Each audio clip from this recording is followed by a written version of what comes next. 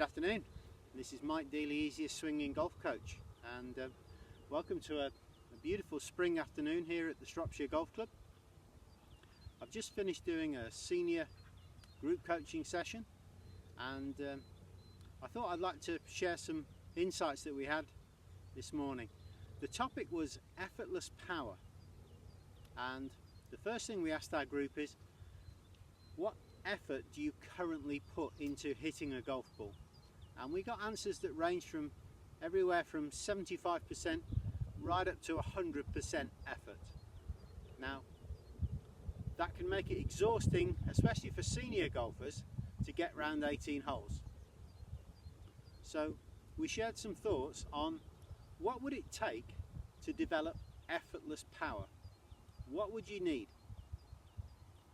And the main thing that we came up with is you would need to create enough momentum in your backswing that you didn't physically have to get involved on your downswing. Your brain is an amazingly clever mechanism, and what it asks itself at the top of the backswing is if you have created enough movement to hit the ball a decent distance. Now, if you haven't, it will send rescue messages to your arms and your shoulders and your legs to hit it hard. But if it's happy with how much momentum you've created going back, you literally can just lie back and enjoy it on the downswing. The ball goes a great distance and you enjoy the feeling of an effortless, graceful swing. One thing I would ask you to consider today is try calling this part of your golf swing a different name. Traditionally it's called the top of the backswing, and that phrase itself will rob you of some momentum that you need on your backswing. If I consider it a top of the backswing, I will always place the club in a top of the backswing. Recently I've been experimenting with calling it the tipping point of the golf swing, where you literally allow the weight of the club to tip over. And one thing I've noticed amongst the golfers that work on that is they can create good power with much less effort on the downswing, because now they create enough momentum where they don't even have to get involved.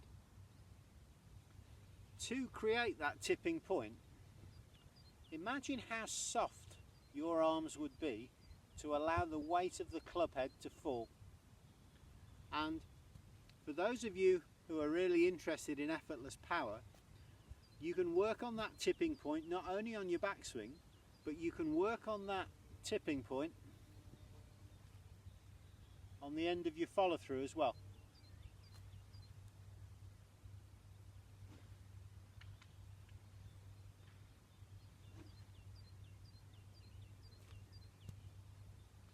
So simply changing the name from the top of the backswing to a tipping point allows the club much more momentum, and it means that you don't physically have to get so involved.